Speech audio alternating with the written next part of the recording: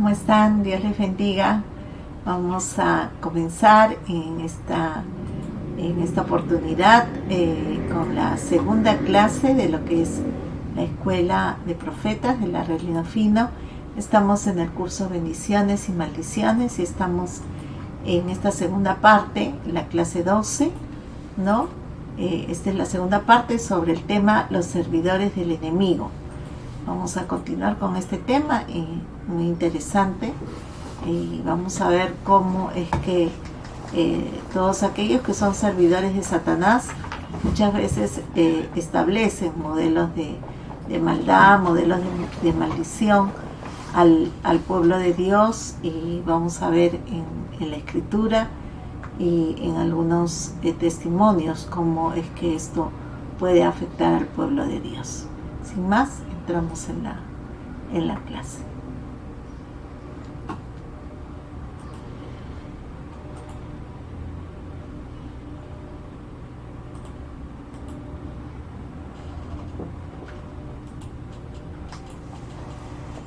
Hemos hablado que los enemigos, que los servidores del enemigo de Dios se comportan atando velos mágicos, ¿no?, a los cristianos. Hemos estado viendo la semana pasada cómo cosen velos mágicos para la cabeza de los videntes, ¿verdad?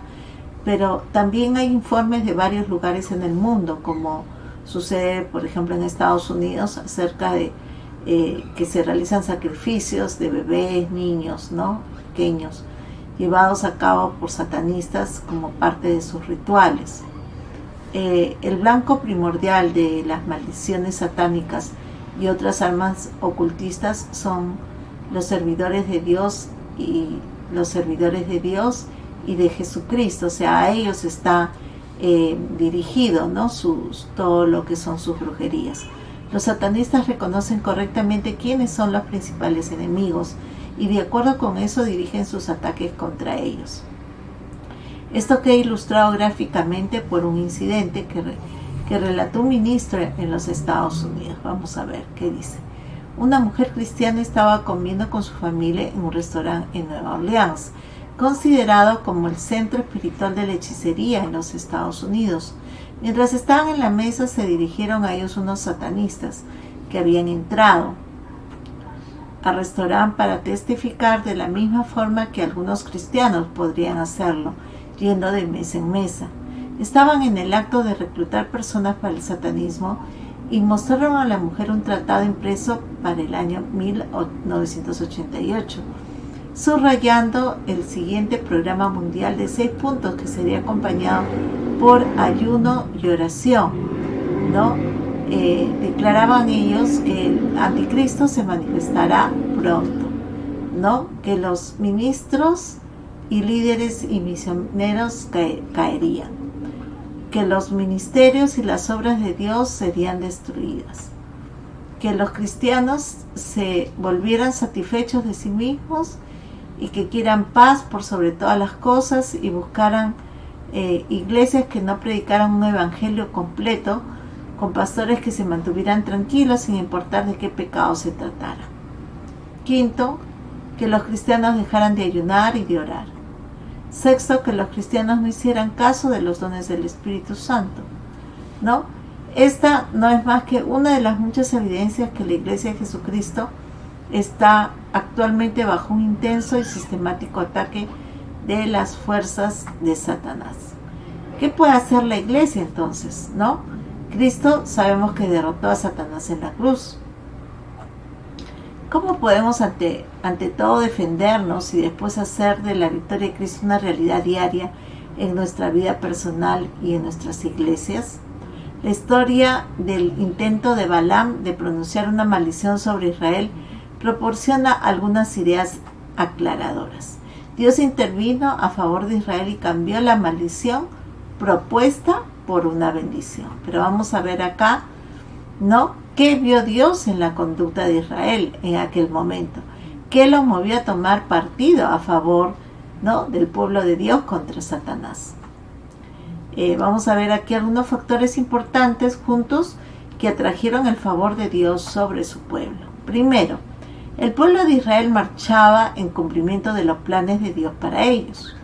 Segundo, ellos eran guiados sobrenaturalmente, día y noche, por una nube y una columna de fuego. Esto corresponde a la dirección del Espíritu Santo para los creyentes del Nuevo Testamento. No nos olvidemos que la palabra dice que los que son guiados por el Espíritu de Dios, no hay ninguna maldición, ¿no?, sobre aquellos que no hay ninguna condenación para los que son guiados por su Espíritu Santo.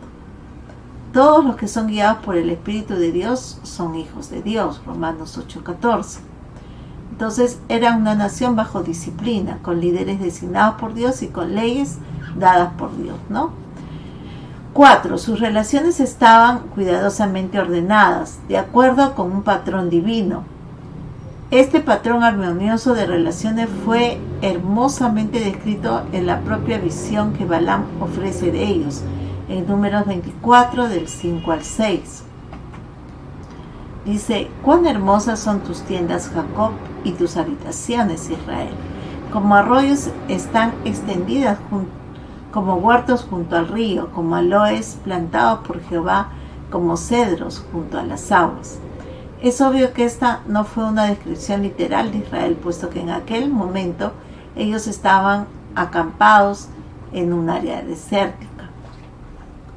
5. Mucho de lo anterior se debió al hecho de que entre ellos se había purgado toda una generación de israelitas incrédulos y desobedientes. Esto está en Números 26, del 63 al 65, ¿no? Estos son los censados por Moisés y el sacerdote Eleazar, los cuales hicieron el censo de los hijos de Israel en los campos de Moab, junto al Jordán, frente a Jericó. Entre estos no había ninguno de los registrados por Moisés y el sacerdote Aarón, quienes hicieron el censo de los hijos de Israel en el desierto del Sinaí.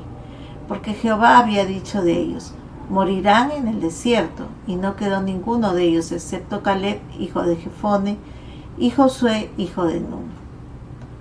¿Cuáles son las lecciones que hay que aprender de esta descripción de Israel? Sus características principales pudieran resumirse así. Israel era una comunidad ordenada, disciplinada y guiada divinamente, viviendo en armonía unos con otros. En otras palabras, Israel no era solo una asamblea de individuos que hacía cada uno lo que se le antojaba. Dios no ha cambiado en lo que se refiere a lo que busca de su pueblo, ni Satanás ha cambiado en sus tácticas contra el pueblo de Dios. Si la iglesia no lleva ahora los requisitos para recibir el favor y la protección de Dios, hay un solo remedio: la iglesia tiene que cambiar, ¿no? Si la iglesia no está en santidad, entonces está expuesta a los ataques del enemigo, a las maldiciones de los hechiceros, los brujos, los falsos profetas. Entonces por eso es que se nos hace imperioso, necesario, urgente, ¿no?, que la iglesia cambie, que la iglesia se santifique, que la iglesia tenga, ¿verdad?, una limpieza completa y total, y que viva en el orden que Dios ha asignado para la iglesia. De esa manera podemos mantener las puertas cerradas al enemigo. Amén. Por desgracia, el relato de la estrategia de Balaam contra Israel no termina con la victoria total para Israel. Vamos a ver esto. Dice: habiendo fracasado en su intento de poner una maldición sobre Israel, Balaam recurrió a una segunda táctica. Aconsejó a Balac que usara a las mujeres moabitas como trampa a fin de seducir a los hombres de Israel. Primero, para que cayeran en la inmoralidad sexual, y segundo, en la idolatría. Si bien el primer intento de Balaam falló, su segunda táctica triunfó. Entonces vamos a ver esto. ¿Cómo puede haber sido? O sea, Balaam intentó maldecir al pueblo de Dios, pero no pudo. Dios cambió esa maldición en bendición, pero sin embargo, bajo el consejo de Balac,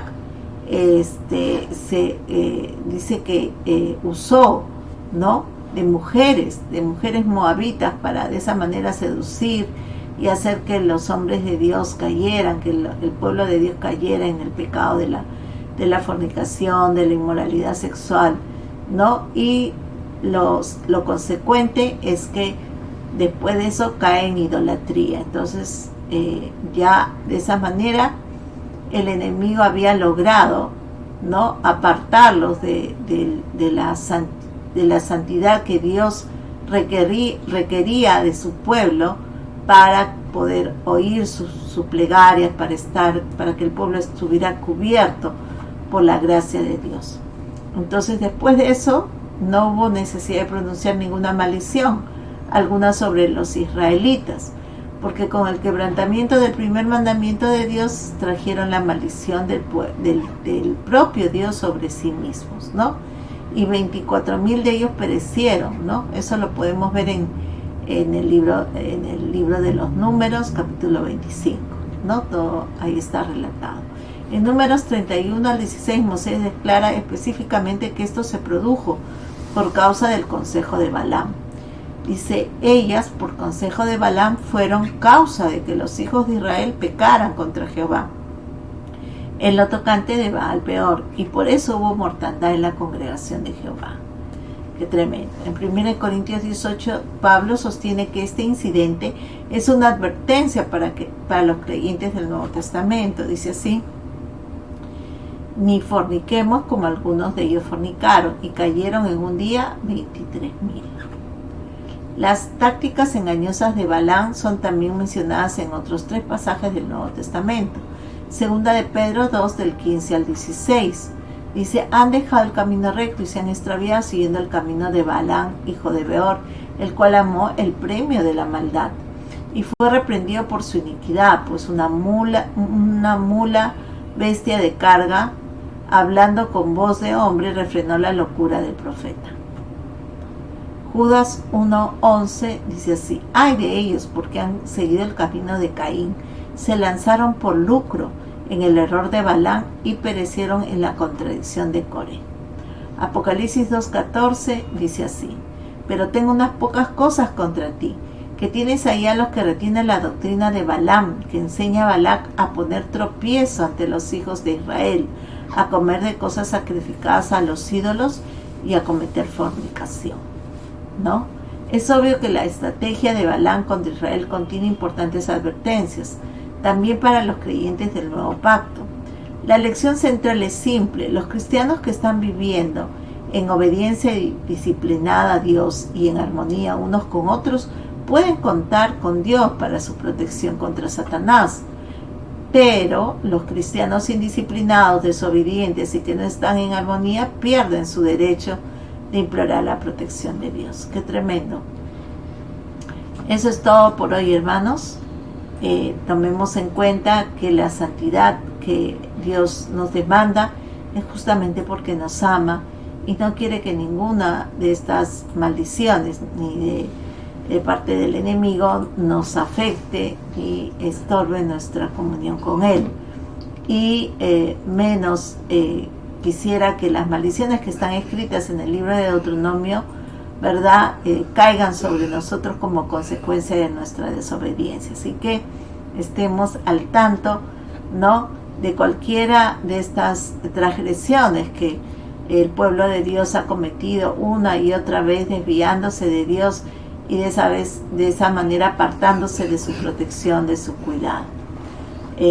Un abrazo, hermanos. Si algunos de ustedes pueden haber estado o están en esta condición, no se olviden de que nuevas son las misericordias de Dios cada mañana, y en este día tú puedes pedirle perdón al Señor y apartarte de todo aquello, ¿no? Y si de pronto estás percibiendo que alguna maldición cayó a tu vida de parte de alguien en particular, alguien que te deseó algún mal o que te lanzó una maldición, pues pide perdón por la iniquidad de la brujería recibida, de la maldición de boca, de la envidia, de los celos, lo que pueda haber contribuido a que esta persona, cualquier persona, lance una maldición contra ti. Renuncia a toda maldición impuesta, ¿no? Y pídele perdón al Señor si es que esto te afectó, porque de pronto hay alguna puerta abierta en tu vida que haya hecho que esta maldición haya afectado tu vida.